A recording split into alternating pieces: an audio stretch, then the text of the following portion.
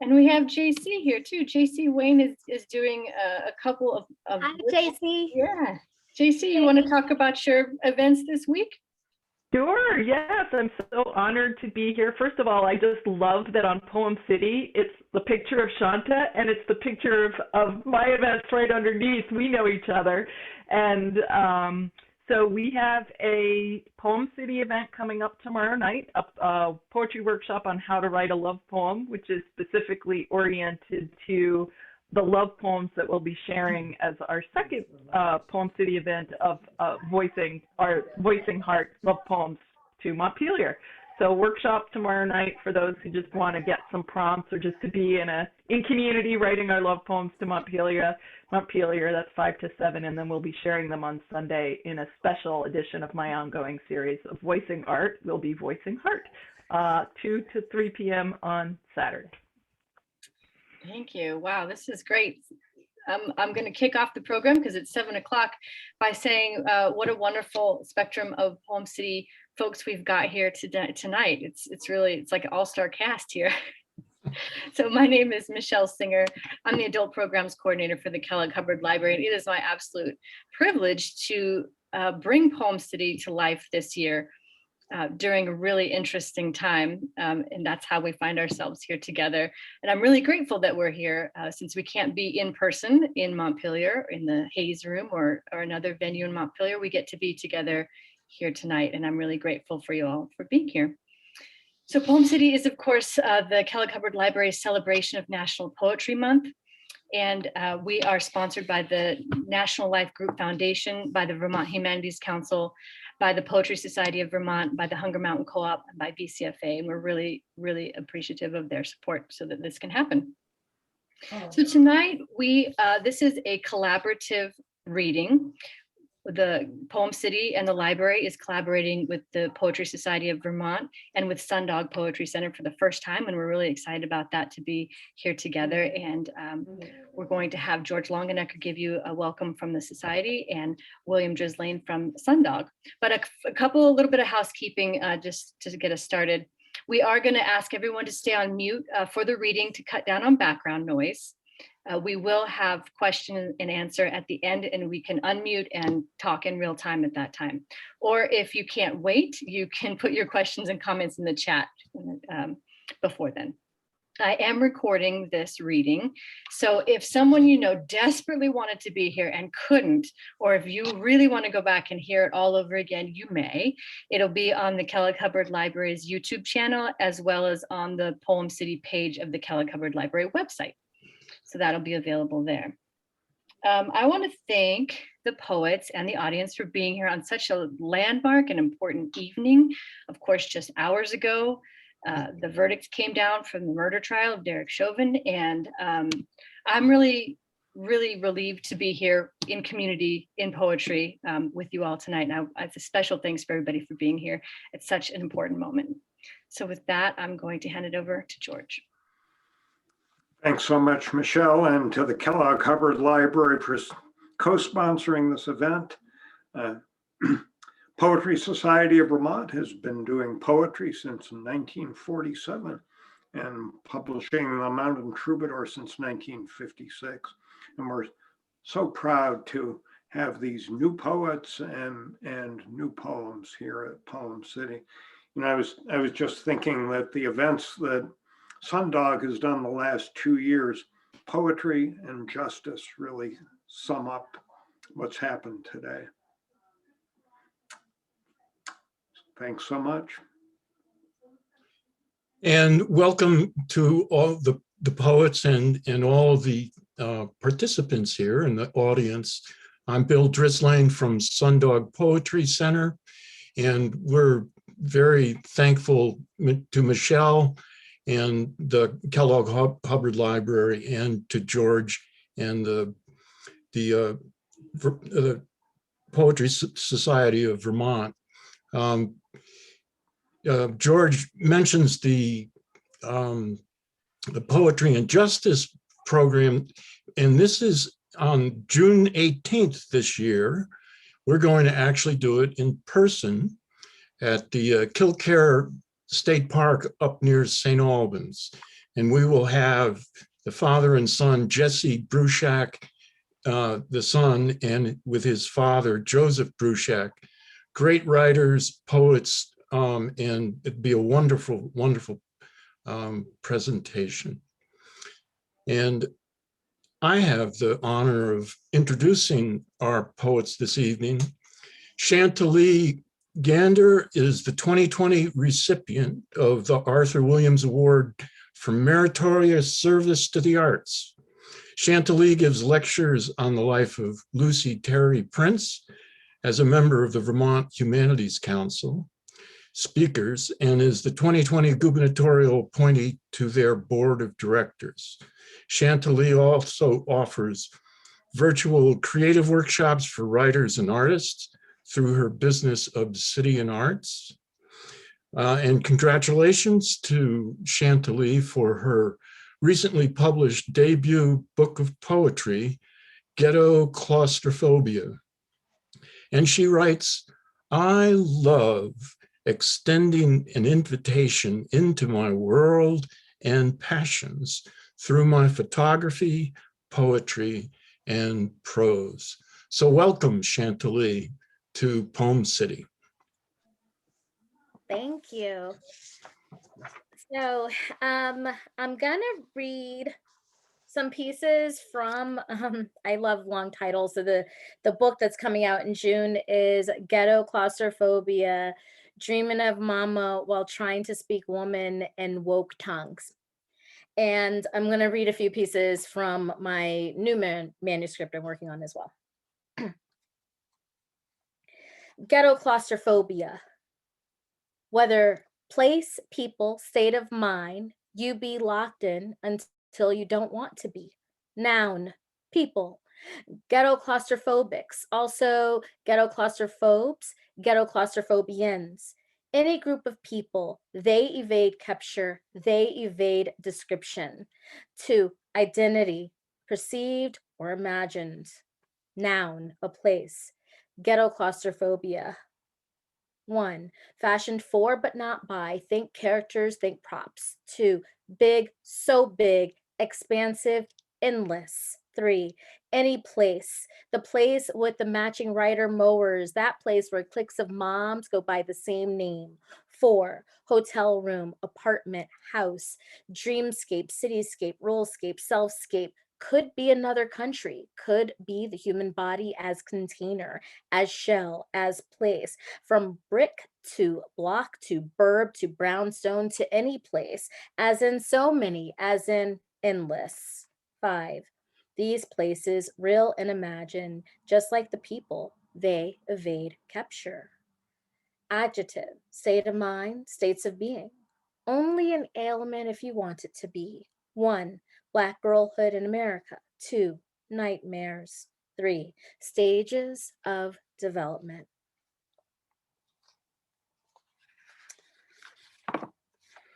So a couple of pieces I'm about to read are out of the interlude section of the book. The Day God's Thermostat Broke, Ghetto Claustrophobic Dream Interlude.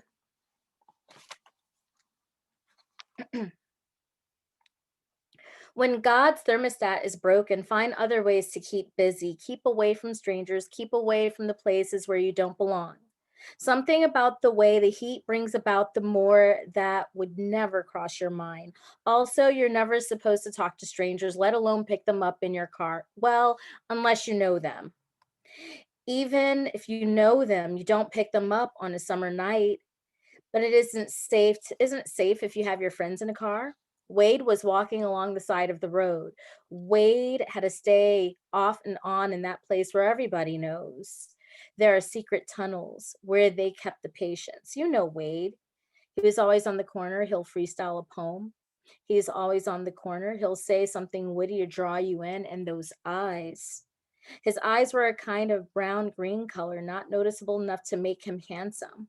It wasn't just his words that made you know where he'd been and where he was going again.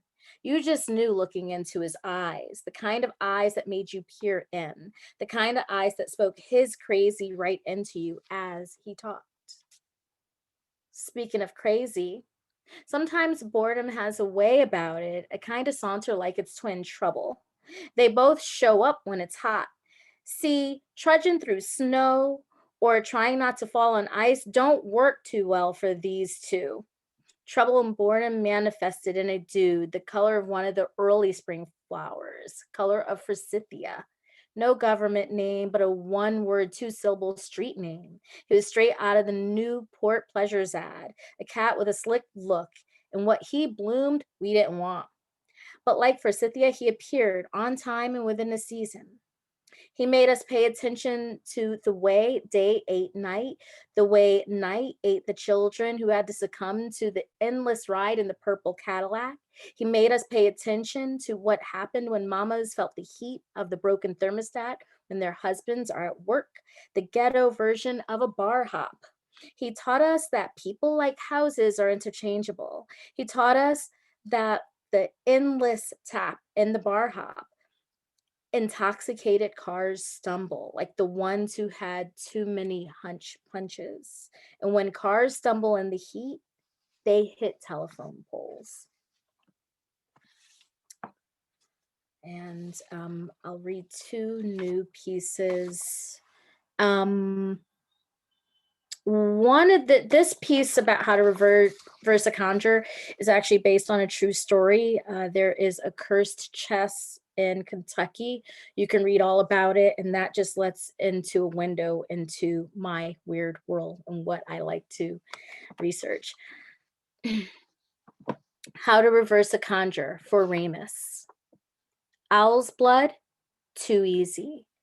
Easy like the way you appeared and disappeared life, with ease. But that kind of power always has balance. And when you and yours want to be gods, know that even gods must observe the rules. No buried jars facing east, under no flowering tree. No owls killed by human hands. For this kind of undoing requires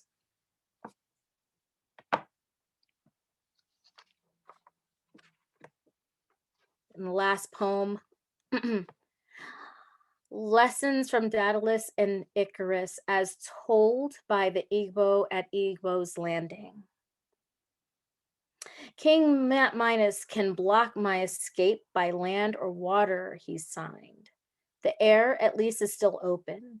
My path lies here. He is Lord of the world, but not Lord of the sky. Book 8, Daedalus and Icarus, Metamorphosis. Our wings never wax or feather, they be of will. Freedom's not given nor taken by earthly souls. He be no lord of no world, no sky, no water, and thus no body.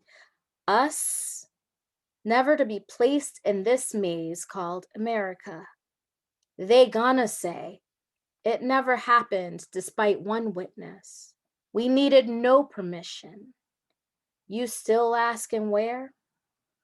Most known things be marked beyond what they tell you. Thank you.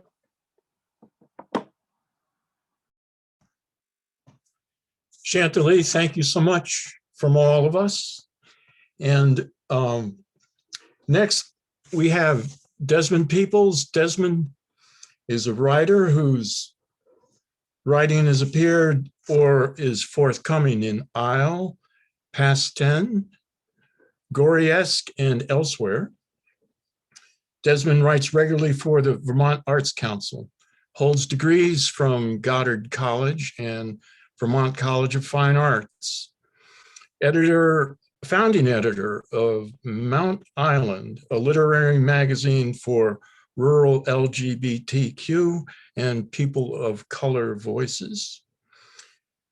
Born in Brattleboro, now lives on the edge of the Northeast Kingdom in Hardwick, soon to be moving to Craftsbury. So Desmond, welcome to you to Poem City.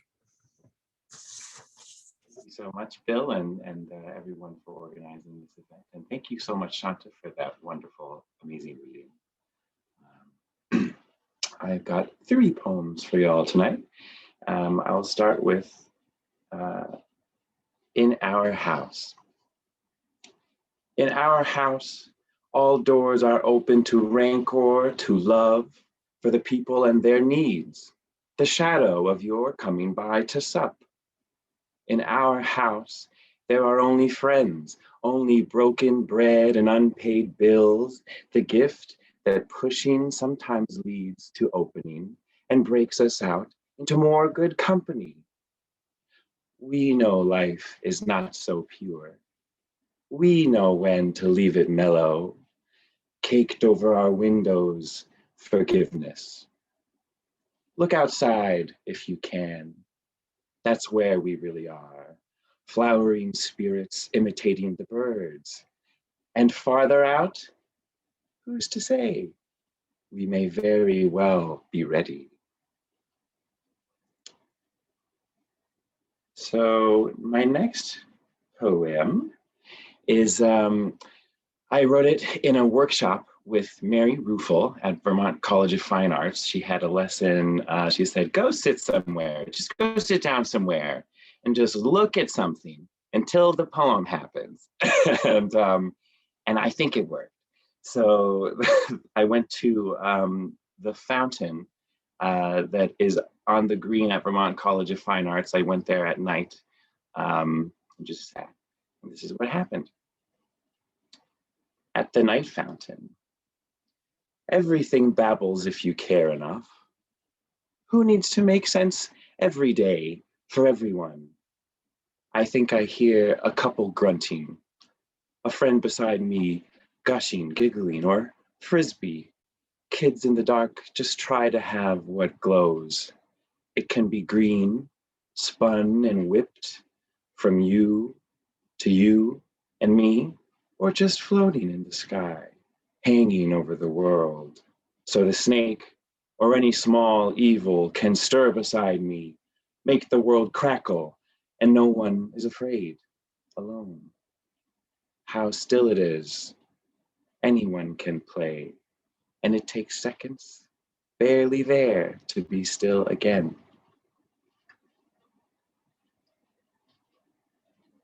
And here, my final poem, I Like to Be Alone. It comets down to earth and marks the spot forever, burns. Company. The world is such a welcome basket, a fruit waiting for us to detect the secret recipe. I like to be alone. The dewdrop in the peach's crease, the spider who repaired the web, the tender of the land they said was wild and untouched. I like to be alone. Still, they come because I make it comely. I do redress the beds, strip away the death each day. So let me be alone. I like to be alone. Walk the woods at night and coo with the owls. Look, a shooting star. Thank you very much.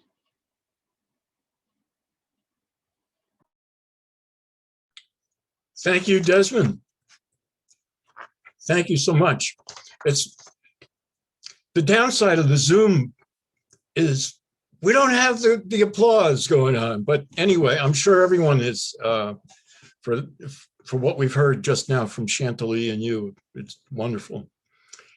Which brings us up to Jad Yassine. And Jad, welcome to Poem City. He tells us that he wishes that he had a better singing voice.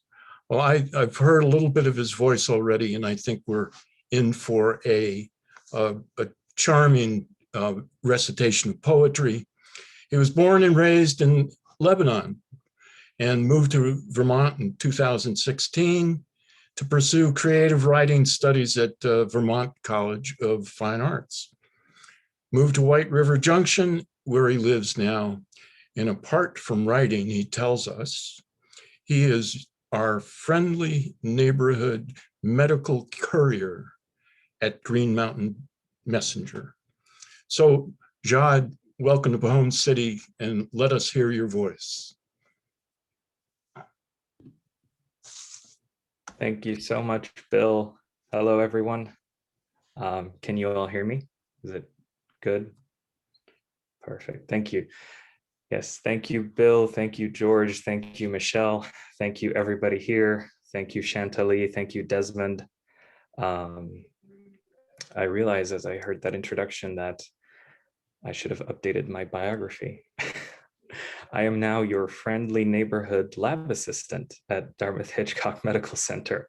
So that's the new journey that I'm on right now. So for tonight, I'm going to read a few poems that are already published. I'm grateful for that. And maybe I'll go back to my thesis, dig out some poems from the archives. Let's go on the adventure with me, please. So I'll start with, I want to talk about McDonald's, very serious stuff. I want to talk about McDonald's, not grocery store hummus or the fact that your additives have additives or that everything is Mediterranean to you if you throw some olive oil and oregano to it. I suppose I'm here to insult your institutions, except for McDonald's, because you see, the golden arches are the Beirut of my childhood, a childhood spent in the backseat of my parents' car, driving down to the Paris of the Middle East, the place where we can be tourists, wandering the streets with a goldfish fascination. My taste buds exploded with your Big Macs like both sides of Beirut during the Civil War, and I forgot what it was to be Lebanese with every bite. Now I'm in Vermont, craving a sandwich because Skyping with my parents is not enough. So shower me, America, with all your processed glory. Give me Big Macs if you can't give me anything else. So thank you to Bellevue Literary Review for publishing that one. I owe a lot to the editors there. And I will now read Rose Rash. And this one I owe a great deal to Tyler Friend for at Francis House.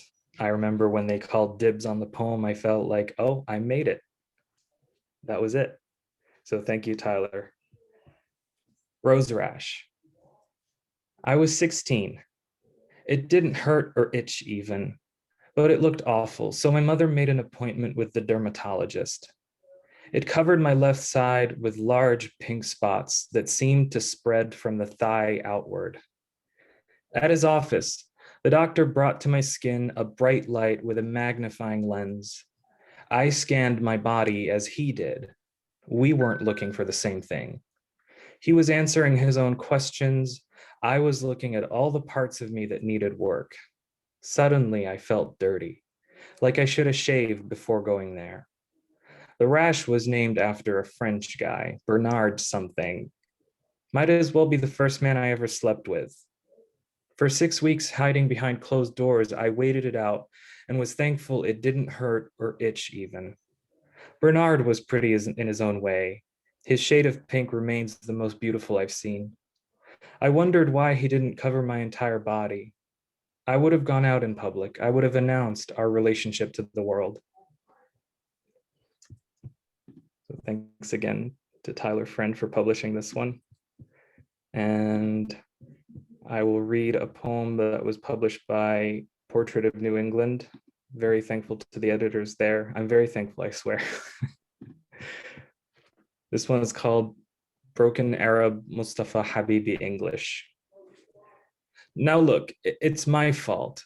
I sound just like you. I say I'm from Lebanon. You think it's the one in New Hampshire. That's okay. There's no magic, but I can't stop tricking you. My perfect English sneaks up from behind my slightly brown face and just stands there, waving hello, like an inconspicuous ass. I think and dream in English. It's disgusting and much easier than you think. I sound like I can't speak any other language. That's code for white. I am white. I whitewash myself, wipe away the Arabic off with Fraser and Friends. Every day I wonder what it would have been like had I spoken a thick, broken Arab Mustafa Habibi English, but it doesn't matter because in these Vermont mountains, anyone can freeze to death. And that's not magic, that's a disaster. I think I will stop here. Thank you so much. Thank you.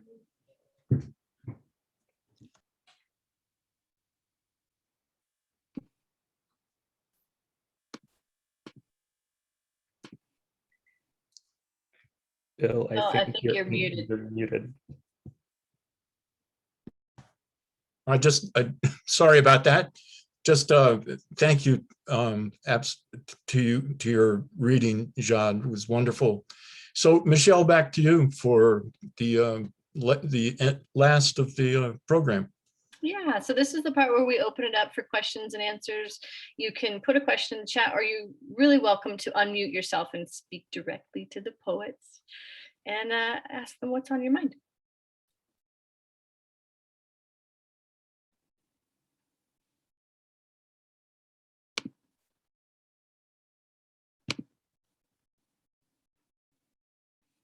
I don't want everybody to go at once. I want you to be orderly, not speak over each other.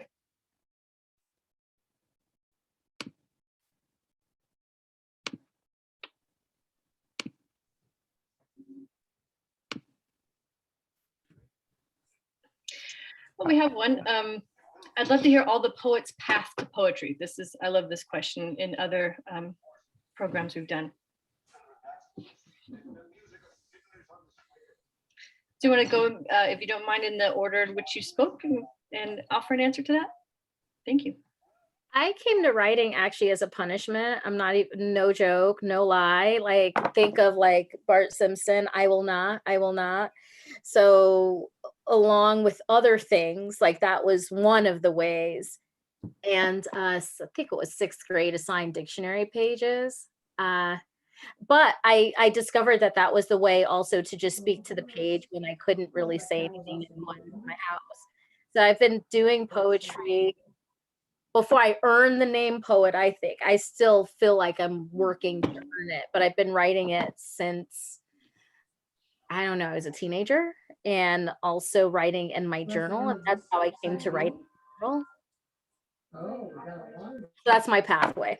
And like, I've broken up with poetry. I've like divorced it, and like we've had breakups and makeups all over the place.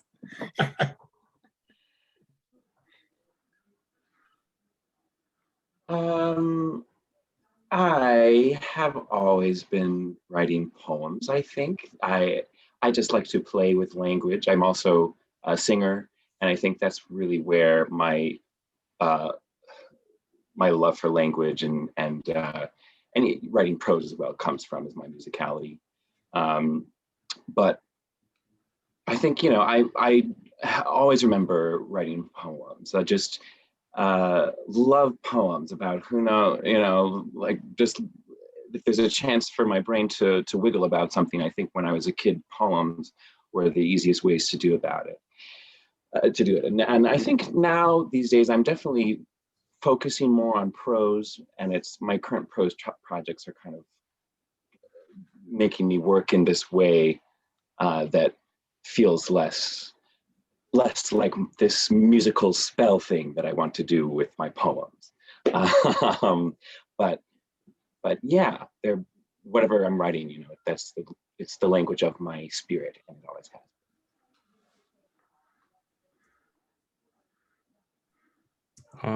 For me, I would say, thank you for that question, by the way. I think to think about the path to poetry specifically, like other than just writing in general, I would say watching a video of Danez Smith reading at a poetry slam, and the poem was Genesisi.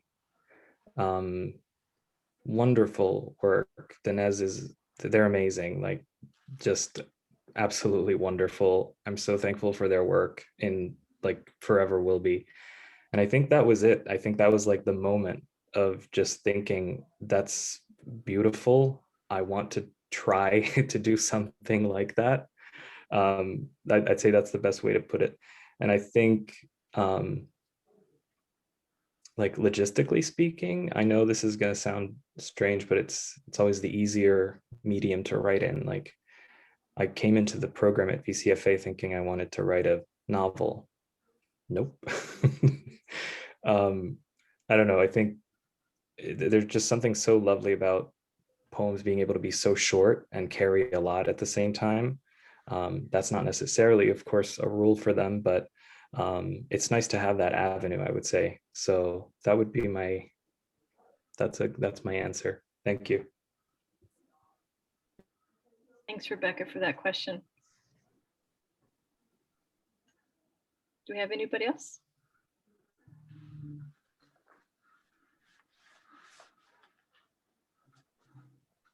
I have a question for Desmond. Desmond, the photograph that we had of you at Poem City, you had your mask on. And I was just, tell us about the mask and your poetry underneath it. Which are you talking about? I don't think I know the photo. It was Jad with the mask, wasn't it? Oh, was it John with the mask? Yeah. Yeah, Jad. Yeah. Okay, John, over to you, Jad. I think part of it is just the fact that I don't have an author photo yet. And this event was a good reminder that I need one. So I will be looking into that. I promise everybody. I think I chose that photo probably because of the timeliness. And, you know, I'm not proud of this, but of course there's a comfort in being able to cover half my face. I admit, you know, there's just something so nice about that. So, you know, even after I get my second shot of the vaccine, I'm never taking it off in public. And yeah, that's not a very good answer. I'm sorry. Thank you. We have another question. What's one poem that will always stick with you each? From Bianca.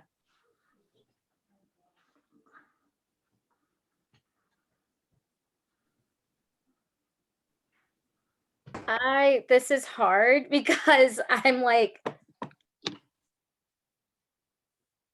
it's hard only because I'm in between several manuscripts at the same time. And I have to say, one of the things that I did not expect to write about. So I learned about butterflies and how butterflies are kind of vicious creatures in nature.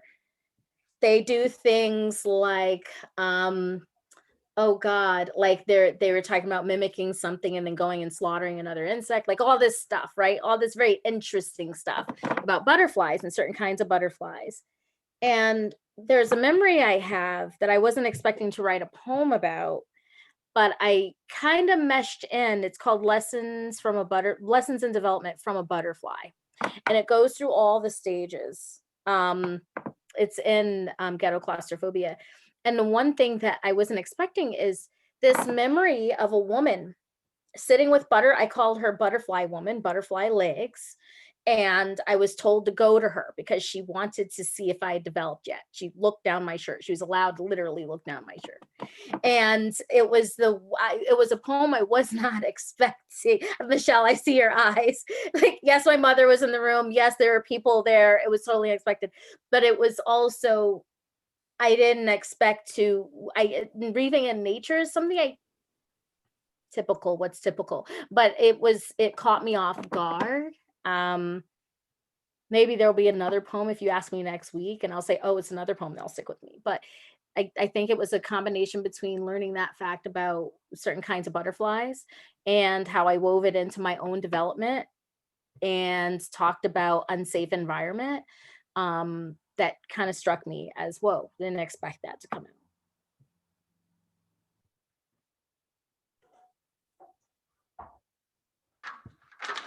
I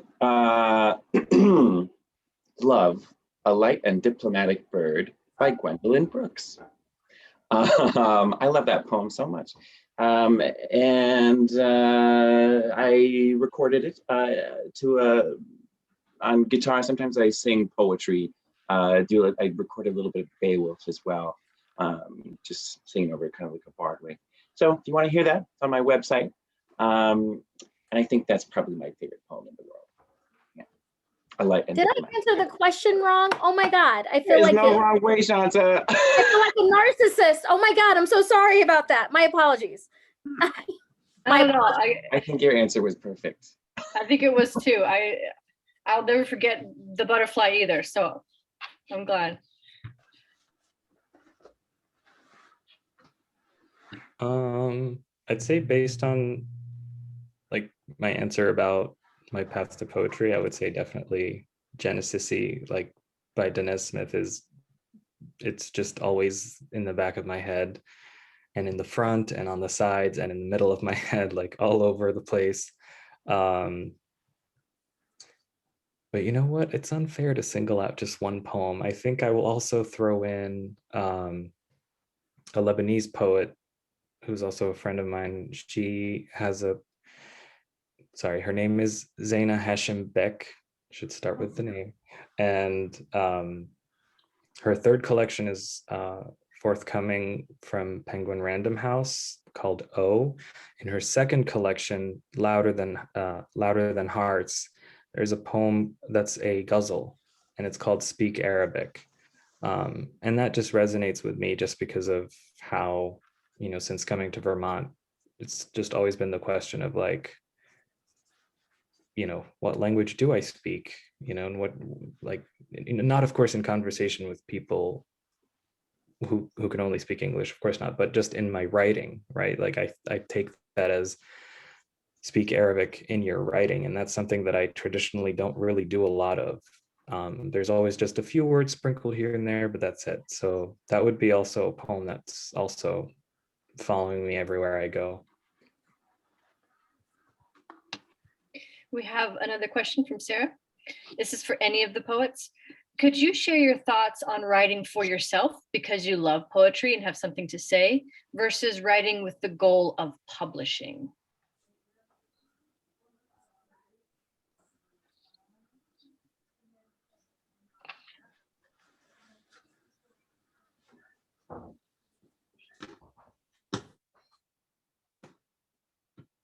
Are we gonna do this? I'm staring at you, Desmond, like, it's funny because, and this will help me not look like such a narcissist. I swear I'm not. And my last answer. I've been thinking a lot about Lucy Terry Prince's Bars Fight and how it survived 100 years in oral tradition before being published, and how it's been republished in 2 different collections over 2 different time periods about African American poetry. And we're not sure, maybe she, did create other poems. We don't know, but there's one surviving poem. And that's a hard question. It's a good question because I keep asking myself whether it's through photography or the other mediums that I work with, to not forget to appreciate for the sake of the work, or for in the case of just needing to bear witness, as opposed to thinking about whether or not something's getting published, even though in this moment I'm finishing up my time at Vermont College of Fine Arts. It's hard to just say, oh, don't care about publishing. There feels like there's such a pressure, especially when you look at rejection, like all these different things. It's very complicated. But I keep thinking about Lucy Terry Prince, and she was bearing witness, to a raid that happened in Deerfield. Like, she was doing what she did and like expressing and telling through that poem. Was there, oh, this is going to be like, I can't speak for her, but I keep thinking about all the other poets and writers and thinking about, well, who among them was thinking something was going to be famous and published? And some of them died without ever being known. For me, I tussle with that, and I don't ever want to forget the magic and how good it feels to just create the work for the work's sake, and not get down about whether or not, because I think it's a mistake. It's a huge mistake to create work that would be beholden to being put out, like be beholden to the publisher. I think that is poison to the creative process, and I think it's very harmful to the creation of the thing itself. But I'll stop there.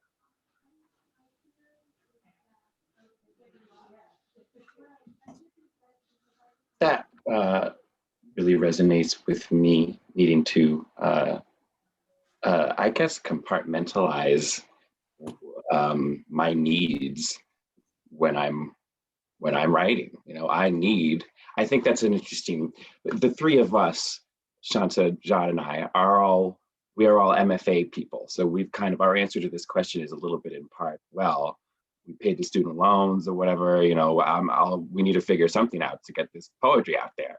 So, I mean, I think you have to set you have to figure out what your measures of success are, and that will change, you know, that will change over time or not. And I think the only way to pursue your goals is well, when it comes to art, you have to start with the joy, I think, or you're not going to finish.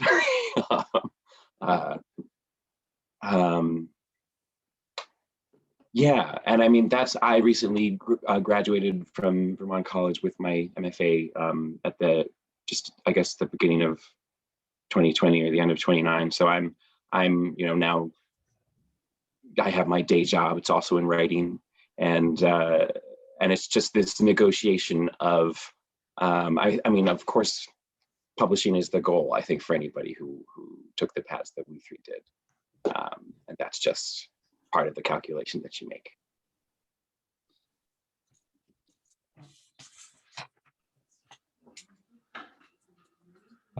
Yes. That's, I like to think of it as like a spectrum, or a spectrum that is so wide that it ends up being a circle, you know. So it's just, you know, just a big space where all of this is valid 100%, and I have to like always remind myself of that. I think back to when I was an undergrad, I had a professor who taught us a 3-credit creative writing class, and she had graduated with an MFA from Rutgers University, so she had also been on that path herself. And when we were talking about creative writing or art in general, she said, you know, the thing about artists, and this was from a friend of hers who had told her this, we're artists, we're people who notice things that other people don't. And I feel like it just comes back to that very basic instinct of like, when you notice something that's out of place, and out of place like is not in its like literal definition here, just when you notice something that stands out, you want to tell people about it. So there's definitely that drive when you want to sit down and write a poem, just because it's really just a way of you being like, hey, look, you know. And I don't know, for me personally, I definitely would like to be published, but it's only because I think like there's value in other people reading the work.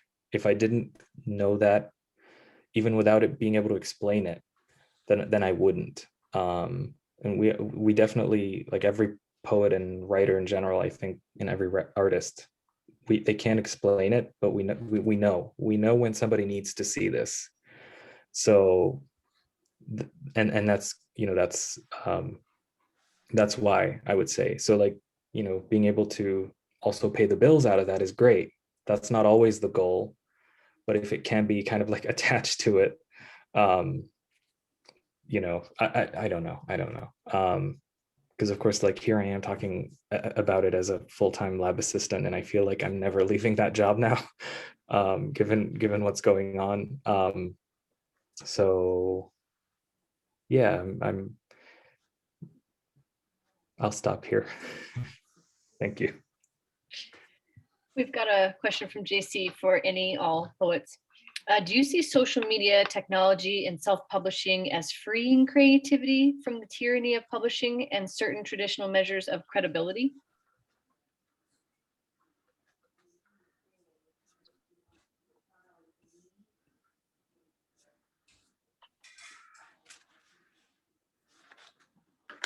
I will jump in and it may start rambling. Yes, definitely. But I think that there's also, okay, actually, yeah. I think that what it's doing at its best is creating that circle that Jad was talking about, making sure that the spectrum does become a circle and that you can participate no matter where you are or where you started or whatever. Definitely. And I think you can see like there have been in recent years much more folks who can get a lot of recognition, get their foot in the mainstream conversation through small presses, through starting out with self-publishing.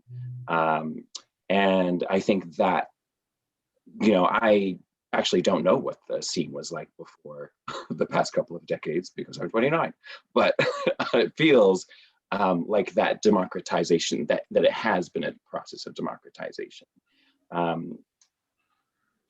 And yeah, I still definitely want to go with the press. You know, I definitely am the kind of person who wants the guidance of an agent or someone who's going to help me do all that business stuff. But it's definitely clearly not the only route anymore. That's fantastic. Thanks. Yeah. We've got another question from Tyler. Jad's answer about Danez has me wondering about the relationship between poetic influences and your own work, especially when your own writing is very different than the ones that you're inspired by.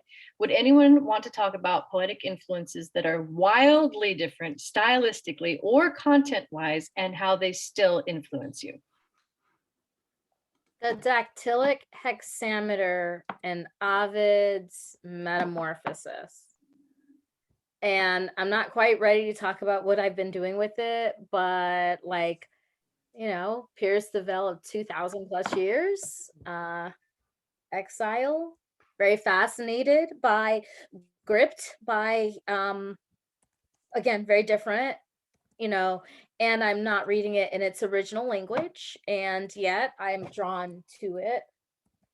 And I would have to say also, I'm fascinated by slam poetry. I've been writing poetry for a long time. I never felt drawn to actually speak it out loud because as slam poetry was becoming a thing, I was like, well, I don't sound like that. And because I don't sound like that, I guess that's what poetry is supposed to sound like. So, and then there was like Def Poetry Jam on TV at the time. And I was like, oh my God, I can't do that.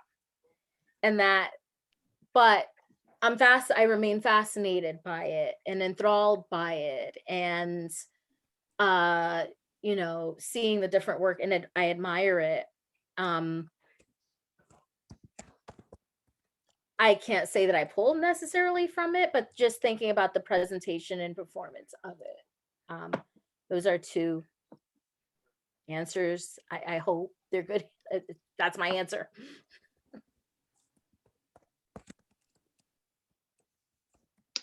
I would say that most of my poems are these little burst whirly spell things.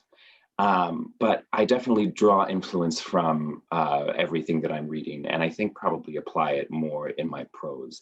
I'm thinking specifically right now of the poems of I, the poet I. The book Vice is to me, just so what really struck me about her poems was her ability to tell a story and really whip you with this grave, deep humanity of these characters that really are, you know, she'll tell the story of a conquistador, the life of a conquistador.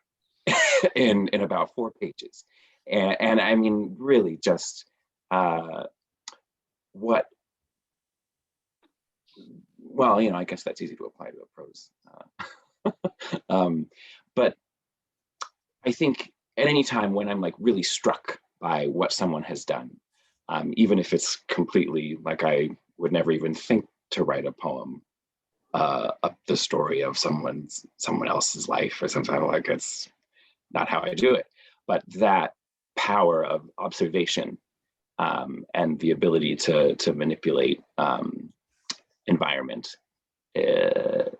always seeking how to transmute those skills. Yeah.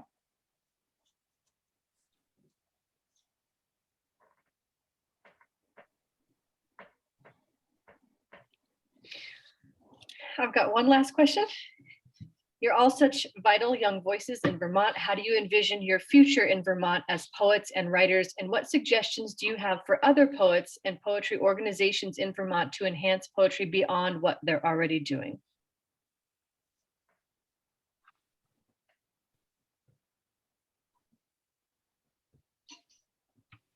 I know this is something Chad thought about for the years he was poet laureate, where all of us in this world are always thinking about how we do this better, how we do it more.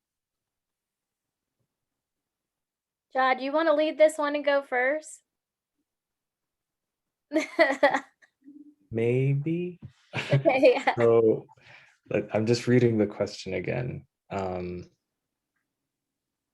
I think I can do a good job of answering the first part. How do you envision your future in Vermont as poets and writers?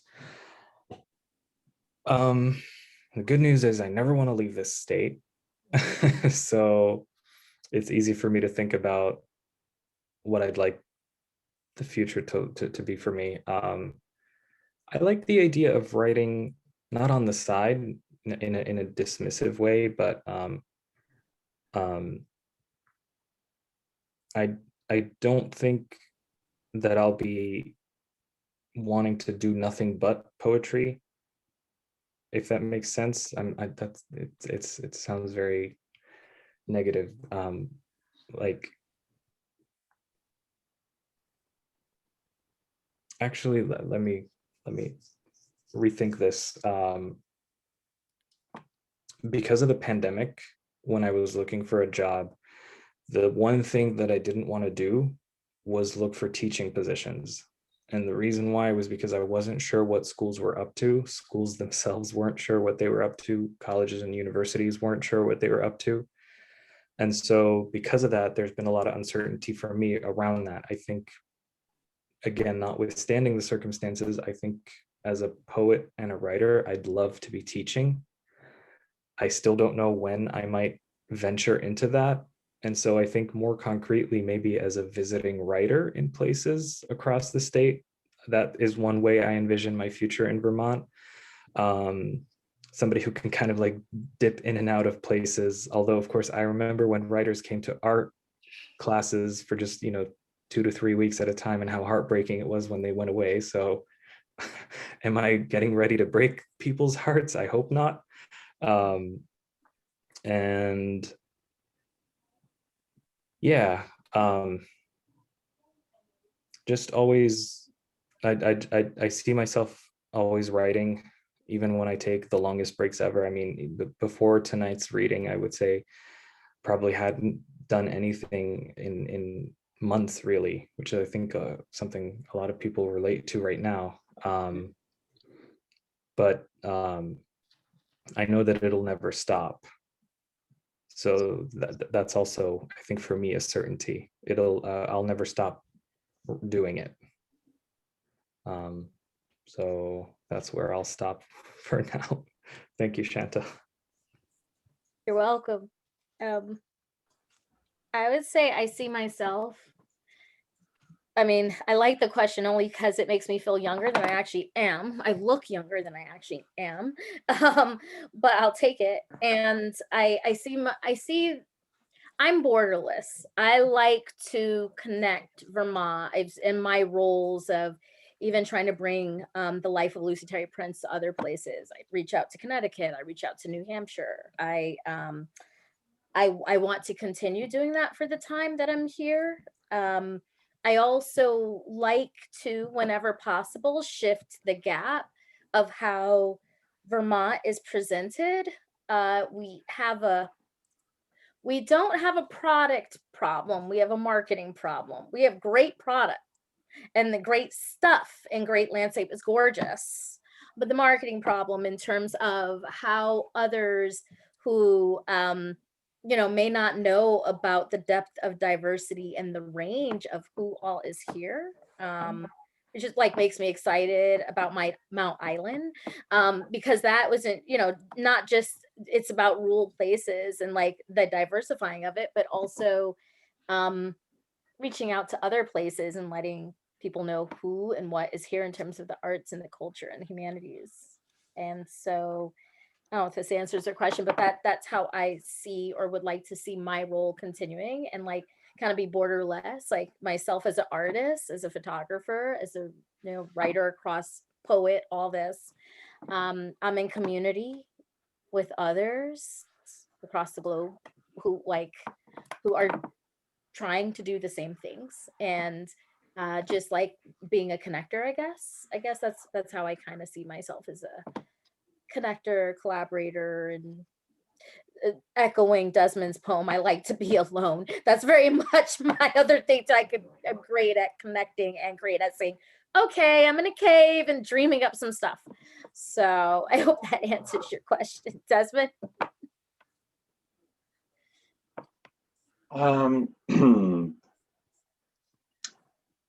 I am also going nowhere. I will be here. And well, yeah, I'm editing this literary magazine right now, Mount Island, and hope to expand very slowly as the crow flies eventually into book publishing. I've always kind of had that in my mind, but I'm not really wedded to any particular plans. I think the past year has shown us we really shouldn't stay wedded.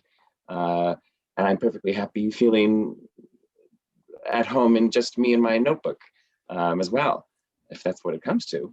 But yeah, I would also love to do more, to get into teaching, I think. And I think Vermont really does a great job of making poetry and the arts available to young people. But I think what we should work on is helping young people stay here through the arts and we need to make folks understand that there are opportunities for building a life here. That you don't have to leave, you don't have to move to New York or LA to build a life in the arts or whatever it is you want to do. And I think that that's something that would be a huge gift to the young people here. Thank you. Thank you for those thoughts. That's a great place to end on, that hopeful vision of people staying here and making a life in the arts. That's the dream of us all. And thank you so much, everybody, for coming. So happy to be here. Yeah, thank you. Thank you all. And thank you, Jad and Desmond. It was a pleasure to read with you both and hear your work. And thank you, everybody. Really good question. Thank you. Thanks, everyone. Good night. Thank you. Best to all of you.